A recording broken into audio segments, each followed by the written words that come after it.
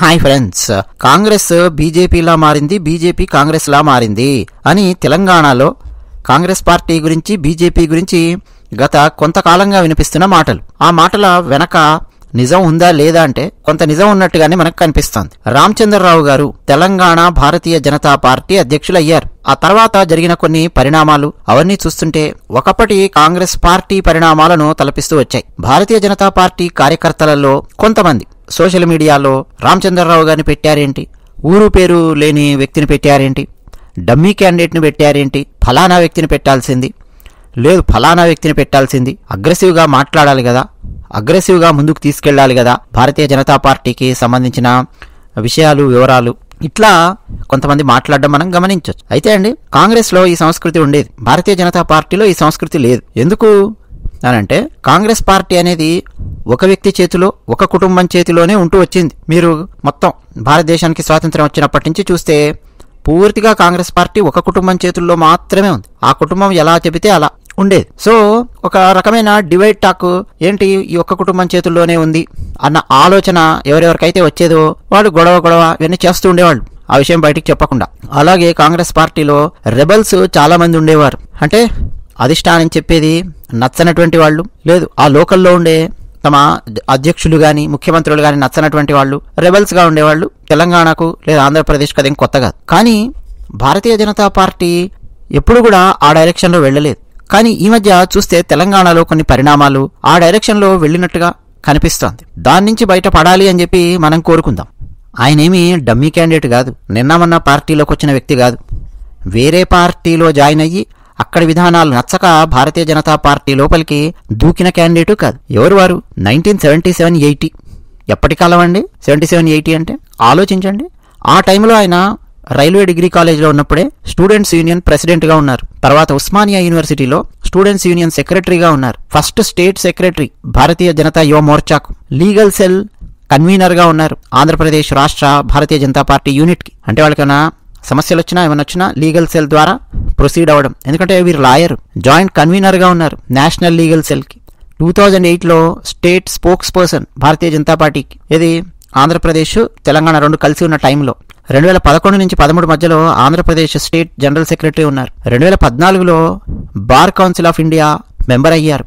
2015లో తెలంగాణ అంటే రంగారెడ్డి, మహబూబ్ నగర్, హైదరాబాద్ అక్కడ ఎమ్మెల్సీ అయ్యారు. 2017లో భారతీయ జనతా పార్టీ హైదరాబాద్కు ప్రెసిడెంట్ అయ్యారు. ఇప్పుడు తెలంగాణ స్టేట్ రాష్ట్ర ప్రెసిడెంట్ భారతీయ జనతా పార్టీ. ఇది రామచంద్రరావు గారి సత్తా అన్నట్టు. కాషాయ జెండా మోసుకుంటూ తిరిగారండి చిన్నప్పటి నుంచి. ఆర్ఎస్ఎస్ శాఖకు వెళ్లారు, కాషాయ జెండా మోసుకుంటూ తిరిగారు. ఏది అసలు భారతీయ జనతా పార్టీ అనేది ఒకటి ఉంటది, అది అధికారంలోకి వస్తుంది అని తెలియనటువంటి ఆ టైం నుంచే ఆ స్థాయి కార్యకర్త. ఈరోజు మనం చాలా మంది కార్యకర్తలను చూడొచ్చు. భారతీయ జనతా పార్టీ దేశంలో అధికారంలో ఉండడము, చాలా రాష్ట్రాల్లో అధికారంలో ఉండడము, సోషల్ మీడియా యుగము, ఈ 10-15 ఏళ్ల నుంచి మనం గమనించవచ్చు. కానీ అంతకుముందున్న వాళ్ళ పరిస్థితి అండి, అంటే ఏమీ లేని టైములో కార్యకర్తలుగా పనిచేసి తన్నులు తింటూ ఎవరు కొట్టేవాళ్ళు? కమ్యూనిస్టులు, రాడికల్ యూనియన్ స్టూడెంట్స్ ఉండేవాళ్ళు. వాళ్ళకు ఫుల్ మీడియా నుంచి మద్దతు ఉండేది, ఫుల్ మద్దతు అండి సమాజంలో. ఉస్మానియా యూనివర్సిటీ మీరు తీసుకుంటే జార్జ్ రెడ్డికి సంబంధించిన ఆ తర్వాత సినిమాలు వచ్చాయి. ఏ రేంజ్లో పైకి ప్రొజెక్ట్ చేస్తారో మీరు చూడొచ్చు. ఆఖరకు మణిరత్నం తీసిన యువ సినిమాలో కూడా సూర్య పాత్ర పెట్టారు, చూడొచ్చు మీరు ఆ జార్జ్ రెడ్డి ఇన్స్పిరేషన్తో. అంటే కమ్యూనిస్టు బ్యాక్గ్రౌండ్ ఉన్నటువంటి స్టూడెంట్స్కు మీడియా మద్దతు, మొత్తం ఇక కళాకారుల మద్దతు, ఇవన్నీ చాలా ఉండేవి. ఎందుకంటే ఇందిరాగాంధీ ఆ తర్వాత వచ్చిన వాళ్ళందరూ కూడా సోషలిస్టు విధానాలు, కొంత ప్రో కమ్యూనిజం విధానాలు పాటిస్తూ ఉండేవాళ్ళు. సో దానికి సంబంధించే మొత్తం సమాజంలో ఎక్కువ చర్చ ఉండేది, పుస్తకాలలో అదే ఉండేది, పత్రికల్లో అదే ఉండేది. మరి దానికి అంత పెద్ద తుఫాన్ లాంటి దానికి యాంటీగా నిలబడాలి అని అంటే ఎంత సత్తా కావాలి? మరి ఆనాటి నుంచి కాషాయ జెండా భుజాన మోస్తున్నటువంటి కార్యకర్తల పరిస్థితి ఎలా ఉంటుందో ఆలోచించండి. అంటే పార్టీ పుట్టుక, ఎదుగుదల మొత్తం చూసినటువంటి వాళ్ళు వీళ్ళందరూ కూడా. ఉస్మానియా యూనివర్సిటీలో అండి రాడికల్ స్టూడెంట్ యూనియన్స్ రామచంద్రరావు గారి మీద దాడి చేశారు. కర్రలు తీసుకొని, హాకీ బ్యాట్లు, అప్పట్లో హాకీ తెగ ఆడుతుండేవాళ్ళు, కొట్టారు. కర్రలు తీసుకొని కొట్టడము ఇవన్నీ జరిగితే ఇప్పటికీ మీరు గమనించవచ్చు. కాలు అసలు మరీ సెట్ చేయలేనంత స్థాయిలో అది చాలా డ్యామేజ్ అయింది. చెయ్యి అలాగే ఉంటుంది, మీరు గమనించండి. చెయ్యి కొంచెం వంకరగా ఉంటుంది, కాలు నడిచేటప్పుడు కూడా కొంచెం ఒక కుంటుతున్నట్టుగా లింపింగ్ లాగా నడుస్తూ ఉంటారు రామచంద్రరావు గారు. ఎందుకు అనుకున్నారు? కమ్యూనిస్టు స్టూడెంట్ యూనియన్స్ వాళ్ళందరూ ఏబీవీపీ కార్యకర్తల మీద దాడులు చేసేవాళ్ళు. పదే దాడులు జరిగేవి. అలా జరిగినటువంటి దాడుల్లో ఒకానొక దాడి, భయంకరమైన దాడిలో వీరికి ఆ పరిస్థితి అనమాట. అంటే ఎట్లా నిలబడ్డారో చూడండి. ఒక దాడి జరగంగానే బెదిరి పారిపోయే వాళ్ళు చాలా మంది ఉంటారు. ఇంట్లో తల్లిదండ్రులు చెప్తారు, ఎందుకు నాయనా రాజకీయాలు, కామ్గా ఇంట్లో ఉండు, నాకు ఏ రాజకీయాలతో సంబంధం లేదన్నట్టుండు అంటారు. కానీ వీరు అలా లేరు. ఆ తర్వాత కూడా చాలా బలంగానే Osmania university secretary of students union పనిచేశారు. మొత్తం అండి లైఫ్ లాంగ్ కాషాయ జెండానే భుజాన వేసుకొని తిరిగారు. అప్పటి నుంచి పనిచేసుకుంటూ వచ్చారు. అంతేకాదు గత 25-30 ఏళ్ల నుంచి మీరు గమనించండి, ఈవెన్ ఆంధ్రప్రదేశ్ కలిసి ఉన్నప్పుడు లేదు తెలంగాణ ఆంధ్రప్రదేశ్ విడిపోయిన తర్వాత కూడా ఎంతో మంది భారతీయ జనతా పార్టీ కార్యకర్తలు, ఏబీవీపీ కార్యకర్తలు, ఆర్ఎస్ఎస్ కార్యకర్తలు జైళ్లకు వెళితే, ముఖ్యంగా రాజకీయపరమైనటువంటి గొడవల్లో పోలీసులు అరెస్టులు చేస్తుంటారు, ధర్నాలు చేస్తుంటే అరెస్ట్ చేస్తారు, లేదా రకరకాల దొంగ కేసులు అధికారంలో ఉన్న వాళ్ళు పెట్టి జైళ్లకు పంపిస్తుంటారు. ఆ టైంలో వాళ్ళ పరిస్థితి ఏంటి చెప్పండి? చాలా మంది పేదవాళ్ళు ఉంటారు, మధ్యతరగతి వాళ్ళు ఉంటారు. వీరి జూనియర్స్ను ఇన్వాల్వ్ చేసేవాళ్ళు చాలా మంది బీజేపీ కార్యకర్తలకు బెయిల్ ఇప్పించారు, ఏబీవీపీ కార్యకర్తలకు బెయిల్ ఇప్పించి బయటికి తీసుకొచ్చారు, ఆర్ఎస్ఎస్ కార్యకర్తలకు బెయిల్ ఇప్పించి బయటికి తీసుకొచ్చారు. బండి సంజయ్ గారండి, ఆయన జైలుకి వెళ్ళారు, తెలుసు కదా మీకు. టీఆర్ఎస్ పార్టీ అధికారంలో ఉన్నప్పుడు ఆ టైంలో అంత ఈజీగా బెయిల్ రాలేదు. రామచంద్రరావు గారు చాలా చాలా కీలకమైన పాత్ర పోషించారు బండి సంజయ్ గారికి బెయిల్ వచ్చి బయటికి రావడానికి. హైకోర్టులో పిటిషన్ వేసి మూవ్ చేసి, ఎవరు చేయాలండి ఈ బ్యాక్గ్రౌండ్ వర్క్ అంతా? ఎంత కమిట్మెంట్ ఉంటే చేయాలి ఆలోచించండి. సో మొత్తం లైఫ్ అంతా దానికి డెడికేట్ చేసినటువంటి వ్యక్తి. కొంతమంది అగ్రెసివ్గా మాట్లాడతారు, కొంతమంది సౌమ్యంగా మాట్లాడతారు, కొంతమంది పేషెన్స్తో మాట్లాడతారు. కేవలం అగ్రెసివ్గా మాట్లాడే వాళ్ళు మాత్రమే పార్టీకి పనిచేస్తూ ఉన్నారు అని చెప్పి మీరు అనుకుంటే పొరపాటు. చాలా మంది సౌమ్యంగా మాట్లాడే వాళ్ళు ఉంటారు. అగ్రెసివ్నెస్, రెటారిక్ ఉండదు, యాక్షన్ చాలా స్ట్రాంగ్గా ఉంటుంది, చాలా స్ట్రాంగ్ చైన్స్ ఉంటాయి. అసలు రామచంద్రరావు గారిని గుర్తుపట్టనటువంటి వాళ్ళు ఎవరు లేరు. మొత్తం ఫస్ట్ లెవెల్ నాయకత్వం, సెకండ్ లెవెల్ నాయకత్వం మీరు ఏది తీసుకున్నా కానీ. పైగా ఇప్పుడు భారతీయ జనతా పార్టీ అధిష్టానం కూడా ఏం ఆలోచించి ఉంటుంది అంటే, కేవలం హిందుత్వ ఓటు బ్యాంకు మాత్రమే కాదు, అంటే జై శ్రీరామ్ అని చెప్పి అనేవాళ్ళు ఈ హిందుత్వ ఓటు బ్యాంకు మాత్రమే కాదు, ఇంకా ఎక్స్టెండ్ చేయాలి దాన్ని. తెలంగాణలో ఎక్కడెక్కడ మనం దెబ్బతిన్నాం, ఏ రాష్ట్రంలో ఎక్కడెక్కడ దెబ్బతిన్నాం, ఎవరెవరిని పెట్టాలి, ఎట్లా వేరే ఓటు బ్యాంకులను కూడా మనం కన్వర్ట్ చేయాలి, ఎట్లా కన్విన్స్ చేయాలి, ఇట్లా భారతీయ జనతా పార్టీ అధిష్టానం ఆలోచించింది. ఎందుకంటే కాంగ్రెస్ పార్టీ వ్యూహాలు రకరకాలుగా మారుతూ ఉన్నాయి. మైనారిటీలను బాగా దువ్వుతూ ఉండడము అవన్నీ మీరు గమనించవచ్చు. బట్ ఏం చేయాలి? ఇప్పుడు ఆ మైనారిటీస్ లోపలే ఒక చర్చ రావాలి. కాంగ్రెస్ పార్టీ ఉంటే కాదు, భారతీయ జనతా పార్టీ ఉంటేనే మనకు లాభము అని ఒక 5%, 50% అంటలేను, ఒక 5% జనాలలో ఒక మార్పు తీసుకొచ్చే ప్రయత్నం చేశారనుకోండి, చాలా తేడా వచ్చేస్తుంది ఈక్వేషన్. అంత ఈజీ కాదు సార్, అంత సీన్ లేదు సార్ అంటారేమో. ఉత్తరప్రదేశ్లో అదే జరిగిందండి. యోగి ఆదిత్యనాథ్ గారి వైపు చాలా మంది ముస్లిం మహిళలు నిలబడి ఉన్నారు. ఇప్పుడు ట్రిపుల్ తలాక్ తర్వాత చాలా మంది ముస్లిం మహిళల ఓటు బ్యాంకు, చాలా silent vote బ్యాంక్గా Bharatiya Janata party convert అయింది. బయట చెప్పరాళ్ళు, బయట చెప్తే మళ్ళీ మొగోళ్ళు కొట్టడము, వాళ్ళ ఇంట్లో ఉన్నవాళ్ళు మొగోళ్ళు దాష్టికాలు చేయడం ఏమైనా చేస్తారు. అందుకని చెప్పి సైలెంట్గా వెళ్ళి భారతీయ జనతా పార్టీకి ఓట్లు వేసేవాళ్ళు ఉన్నారు. తల్లులు ఉన్నారు, ముస్లిం తల్లులు, వాళ్ళ పిల్లలు ట్రిపుల్ తలాక్ వల్ల బలైపోయి బాధలు పడుతున్నటువంటి వాళ్ళ తల్లులు ఉన్నారు. సైలెంట్గా వెళ్ళి బీజేపీకి ఓట్లు వేసిన వాళ్ళు ఉన్నారు. కేరళలో సురేష్ గోపి హీరో, ఆయన గెలిచారు కదా, భారతీయ జనతా పార్టీ ఎంపీగా గెలిచారు. అక్కడ చూస్తే మీరు ఎక్కువగా క్రిస్టియన్ ఓటర్సే ఎక్కువగా ఉంటారు. వేరే చోట్లనేమో క్రైస్తవులు బీజేపీకి యాంటీగా మాట్లాడడము, క్యాంపెయినింగ్లు చేయడము మనం చూడొచ్చు. కానీ అక్కడ క్రైస్తవ ఓటర్లు చాలా మంది సురేష్ గోపికి ఓట్లు వేశారు. చాలా ఈక్వేషన్స్ చాలా బ్యాక్గ్రౌండ్ వల్ల మారుతూ ఉంటాయి. వాటిని మార్చే ప్రయత్నం చేయాలి. ఇప్పుడు కేవలం హిందుత్వ ఎజెండా, ఆ హిందుత్వ అగ్రెసివ్నెస్ ఉన్న వ్యక్తులను మాత్రమే పార్టీ అధ్యక్షులుగా నియమించి ముందుకు తీసుకెళ్లారనుకోండి, దానివల్ల కొంతమంది సంతృప్తి పడితే పడొచ్చేమో కానీ వేరే ఇంపాక్ట్ కూడా పడే అవకాశం ఉంటుంది. కానీ భారతీయ జనతా పార్టీ ఏంటంటే షార్ట్ టర్మ్ కాదు, లాంగ్ టర్మ్ గురించి ఎక్కువగా ఆలోచిస్తుంది. ఇప్పటికిప్పుడు షార్ట్ టర్మ్ ఒక హిట్ అవ్వాలి, బ్లాక్ బస్టర్ అవ్వాలి కాదు, ఒక లాంగ్ టర్మ్ ఇంపాక్ట్తో ఆలోచిస్తూ ఉన్నారు. డెఫినెట్గా అండి తెలంగాణలో గెలవాలి అని చెప్పి భారతీయ జనతా పార్టీ ప్రయత్నం చేస్తోంది. రామచంద్రరావు గారు ఆయన చాలా త్యాగాలు చేసినటువంటి వ్యక్తి పార్టీ కోసం. ఒకే పార్టీలో ఉన్నటువంటి వ్యక్తి. అసలు భారతీయ జనతా పార్టీ అనేది పుట్టక ముందు నుంచి కూడా ఆ పార్టీ యొక్క భావజాలంతో ఉన్న విద్యార్థి రాజకీయాలలో ఉన్న వ్యక్తి. దేశంలో కమ్యూనిజము, రాష్ట్రంలో నక్సలిజము విపరీతంగా ఉన్నటువంటి పరిస్థితుల్లో కూడా కాషాయ జెండా మోసుకొని తిరిగినటువంటి వ్యక్తి రామచంద్రరావు గారు. తర్వాత మరికొంతమంది ఏమనుకుంటున్నారంటే రామచంద్రరావు గారు కాకుండా వాళ్ళని పెడితే బాగుంటుంది, వీళ్ళని పెడితే బాగుంటుంది అని. కరెక్టే అండి, ఎప్పుడైనా డివైడ్ టాక్ అనేది ఉంటుంది. ఇప్పుడు రాజాసింగ్ గారి పేరు వచ్చింది, ఈటెల రాజేందర్ గారి పేరు వచ్చింది, ధర్మపురి అరవింద్ గారు కొంచెం ఫీల్ అయినట్టుగా కనిపించారు. అవన్నీ మళ్ళీ సెట్ అవుతాయి. అయితే బీసీ అని ఇంకో నినాదం పట్టుకొచ్చారు. బీసీ ముఖ్యమంత్రిని చేస్తానని చెప్పారు, బీసీ అధ్యక్షుడిని మాత్రమే పెడతానని చెప్పలేదు. అధ్యక్షుడి విషయంలో ఎప్పుడు కూడా అలా ప్రకటించరు కూడా. ఎవరినైనా పెడతారు అధ్యక్షుడిని. వాళ్ళు నిజంగా పార్టీకి ఏ స్థాయిలో పనికొస్తారు, పార్టీ యొక్క లక్ష్యాలు ఎలా ఉన్నాయి, అలైన్మెంట్ ఎలా ఉంది చూసుకొని పెడుతూ ఉంటారు. పైగా ఒక్కరే పర్మనెంట్గా ఉండరు కదండి, మారుతుంటారు, ప్రతి 3 సంవత్సరాలకు ఒకసారి మారుతుంటారు కదా. నిజానికి బండి సంజయ్ గారు ఎవరండి? ఒక బీసీ, ఒక కార్యకర్త. 2018 ఎలక్షన్స్ టైంలో మీరు చూడండి, ఎమ్మెల్యే ఎలక్షన్స్లో బండి సంజయ్ గారు ఓడిపోయారు, తెలుసు మీకు. ఆ టైంలో మీరు చూడాలి, ఎంఐఎం పార్టీ కార్యకర్తలు బీఆర్ఎస్ పార్టీకి చెందినటువంటి కార్యకర్తలు, ముస్లిం మతానికి చెందినటువంటి వాళ్ళు చాలా మంది బండి సంజయ్ గారి ఇంటి దగ్గరికి వెళ్ళి ఆయన ఇంటి మీద రాళ్ళు వేశారు. మీలో ఎంతమందికి గుర్తుందో లేదో నాకు తెలియదు, మేము కవర్ చేశాం ఆ వీడియో. కేవలం భారత్ టుడే అనే ఒకే ఒక ఛానల్లో మాత్రమే చూపించారు, వేరే మెయిన్ స్ట్రీమ్ మీడియా ఛానల్స్ ఎక్కడ చూపించలేదు. ఆ రోజు మీరు అడగండి, కరీంనగర్లో వెళ్ళి ఆయన ఇంటి మీద రాళ్ళు వేసారా లేదా అడగండి ఒకసారి. 2018 తెలంగాణ ఎమ్మెల్యే ఎలక్షన్స్ అయిపోయిన ఆ టైం లోపల కార్యకర్త ఆయన. ఆ కార్యకర్త ఆ తర్వాత అదే పార్టీలో ఎంపీ అయ్యారు, అదే పార్టీలో తెలంగాణ బీజేపీ అధ్యక్షుడు అయ్యారు, అదే పార్టీలో మళ్ళీ ఎంపీ అయ్యారు, అదే పార్టీలో ఇప్పుడు కేంద్ర సహాయ మంత్రి అయ్యారు. అంటే ఒకే పార్టీలో కాషాయ జెండా బీజేపీ జెండా మోసుకొని తిరిగినటువంటి వ్యక్తి, ఆర్ఎస్ఎస్ శాఖకు వెళ్ళి అక్కడి నుంచి తన ఐడియాలజీ ప్రారంభించినటువంటి వ్యక్తి ఒక కార్యకర్త ఈరోజు ఏ స్థాయిలో ఉన్నారు? మోదీ గారు కార్యకర్త, ఒక ఆర్ఎస్ఎస్ శాఖకు వెళ్ళినటువంటి వ్యక్తి ఏ స్థాయిలో ఉన్నారు ఆలోచించండి. మరి అవకాశం ఇవ్వాలి కదా అందరికీ. లాంగ్ టర్మ్ కార్యకర్తలుగా పనిచేస్తూ ఒకే పార్టీలో పట్టుకొని అసలు పార్టీ పుట్టకముందు నుంచి కూడా పార్టీ భావజాలంతో నడుస్తూ ఉన్నటువంటి వాళ్ళు, అటువంటి కార్యకర్తల పరిస్థితి ఏంటండి? ఇప్పుడు కొత్తగా సడన్ గా వేరే వేరే పార్టీల నుంచి వచ్చిన వాళ్ళు ఉంటారు, నువ్వు వాళ్ళకి అకస్మాత్తుగా రకరకాల రోల్స్ ఇస్తూ అవన్నీ చేస్తూ మరి సీనియర్ కార్యకర్తలను వాళ్ళందరినీ పక్కన పెట్టేస్తే ఆబ్వియస్గా ఏం జరుగుతుందో తెలుసా? ఫుల్ అగ్రెసివ్ లాంగ్వేజ్ ఇష్టపడే యంగ్ కార్యకర్తలు కొంతమంది వాళ్ళు ఎంజాయ్ చేస్తే చేయొచ్చు తాత్కాలికంగా, కానీ లాంగ్ టర్మ్ బాగా దెబ్బ పడుతుంది.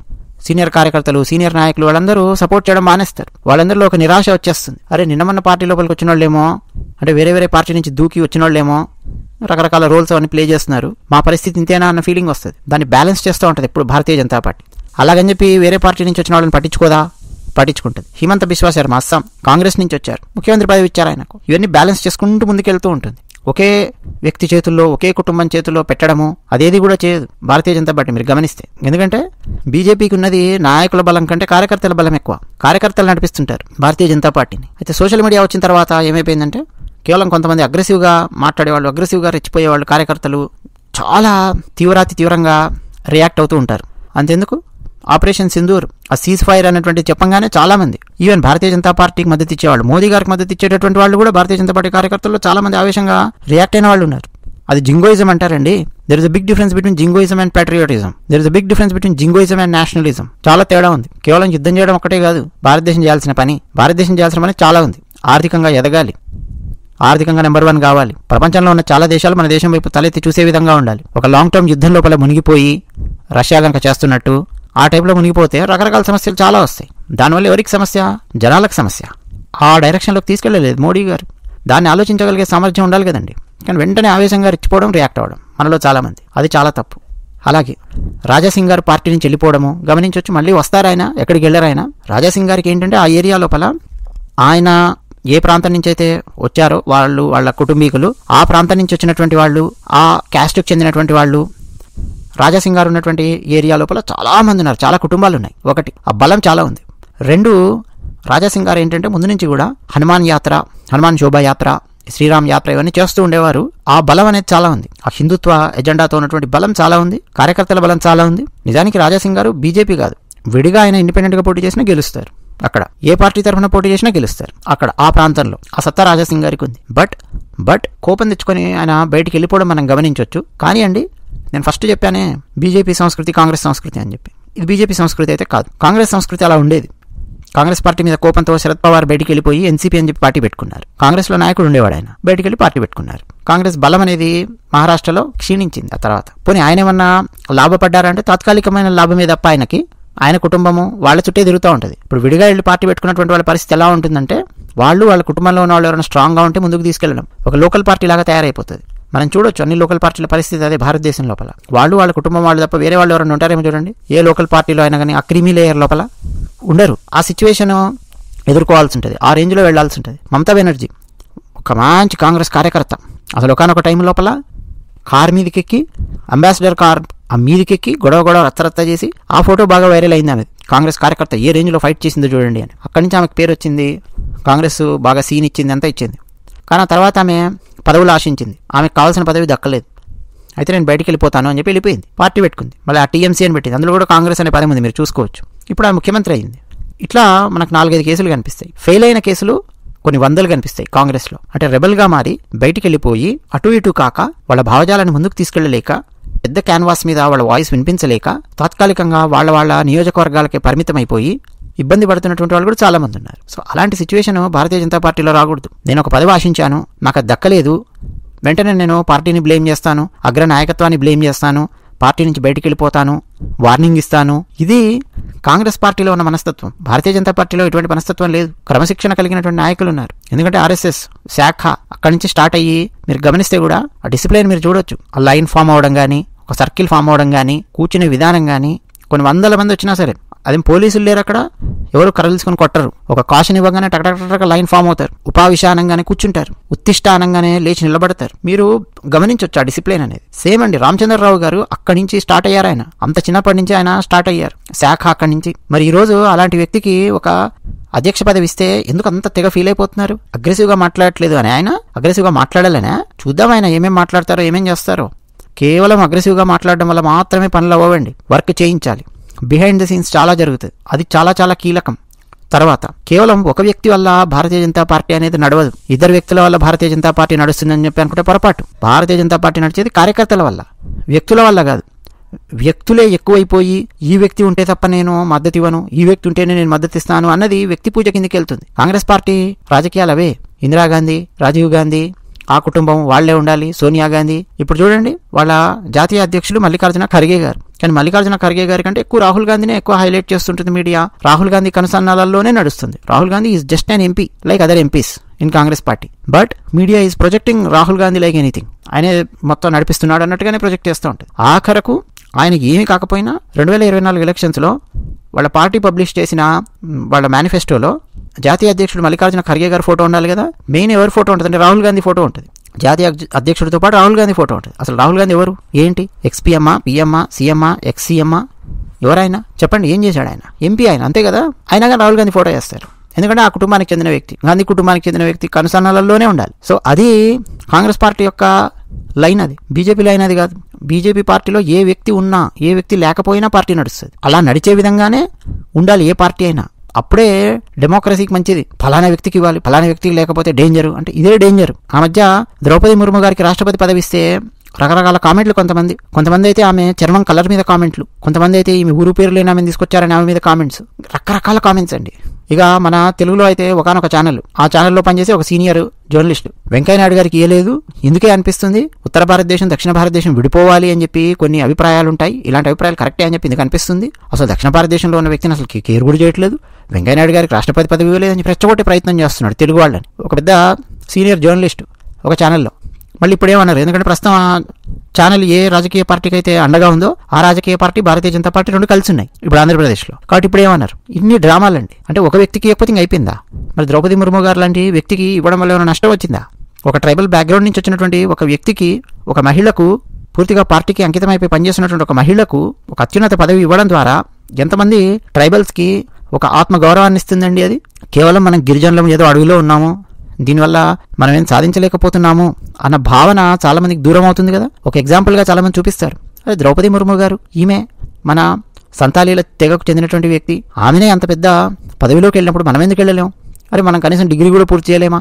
మనం కనీసం చదువుకోలేమా? మనం ఉద్యోగం సంపాదించలేమా? ఇట్లా చాలా మంది ఇళ్లలో ఒక చర్చ వస్తుంది, ఒక ఎగ్జాంపుల్గా నిలబడుతుంది. అఫ్ కోర్స్ పొలిటికల్గా కూడా అడ్వాంటేజ్ ఉంటుంది భారతీయ జనతా పార్టీకి, అది కూడా కాదనట్లేదు. సో రకరకాల ఈక్వేషన్స్ ఉంటాయి. బీసీ ఈక్వేషన్ అన్నారు కదా, బీసీ ముఖ్యమంత్రిగా ప్రకటించారు.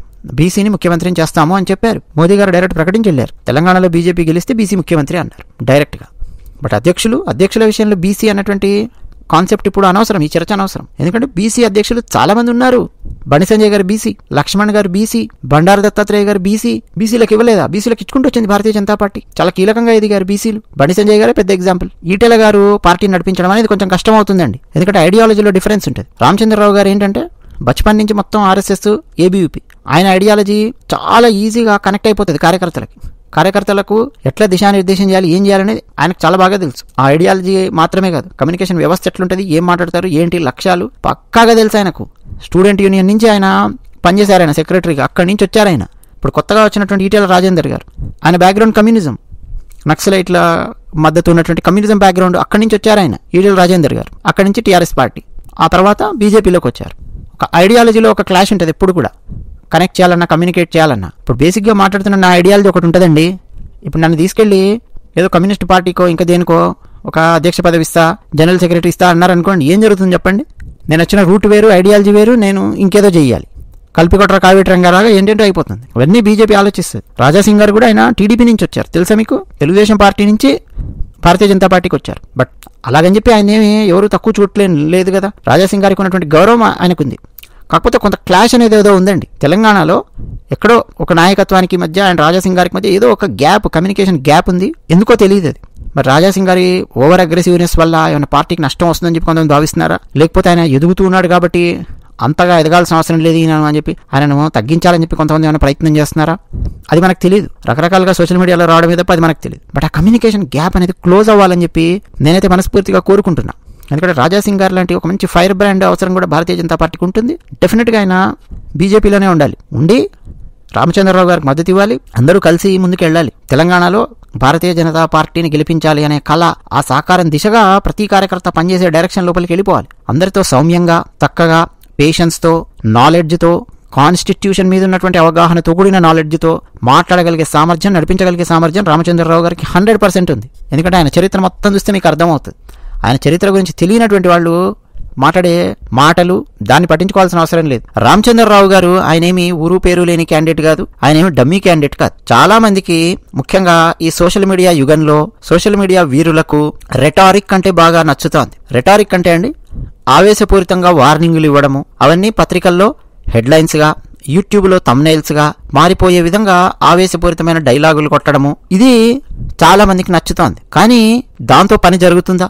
దాంతో పని జరగదు. కేవలం మాటలు, డైలాగులు కొట్టడాలు, ఆవేశపూరితంగా మాట్లాడడం అలా చేసేవాళ్ళు మాత్రమే పనిచేస్తున్నారు, సైలెంట్గా ఉన్నవాళ్ళు పని చేయడం లేదు అని అనుకుంటే అంతకంటే పెద్ద భ్రమ ఇంకోటి లేదు. నరేంద్ర మోదీ గారిని ఉదాహరణగా తీసుకోండి. పహల్గామ్లో దాడి జరిగిన తర్వాత నరేంద్ర మోదీ గారు దాని మీద ఎప్పుడు స్పందించారు? వాళ్ళకు వార్నింగ్ ఎప్పుడు ఇచ్చారు తీవ్రవాదులకు, పాకిస్తాన్కు? బీహార్లో పంచాయతీరాజ్ డే ఒకటి జరిగింది, అక్కడికి వెళ్ళారు మోదీ గారు, అందులో భాగంగా వార్నింగ్ ఇచ్చారు. దాని వెనక ఎవడోడున్నాడో వాళ్ళని వదిలిపెట్టాము. ఆ తర్వాత మళ్ళీ నరేంద్ర మోదీ గారు మాట్లాడేదేమో చూడండి, మాట్లాడలేదు. వేరే కార్యక్రమాలు, వేరే పనులు చేస్తున్నట్టుగానే కనిపించారు. అకస్మాత్తుగా ఆపరేషన్ సింధూర్ అయ్యింది. సింధూర్ స్టార్ట్ అయిన తర్వాత మాట్లాడేదేమో చూడండి, మాట్లాడలేదు. 3-4 రోజుల తర్వాత ఆపరేషన్ సింధూర్కు కామా పెట్టాక అప్పుడు నరేంద్ర మోదీ గారు వచ్చి మాట్లాడారు. మరి ఎక్కువ శాతం మీరు మోదీ గారు సైలెంట్గా ఉండడం గమనించవచ్చు. మరి సైలెంట్గా ఉన్నంత మాత్రాన పని చేయకుండా ఉన్నారని మీరు అనుకుంటున్నారా?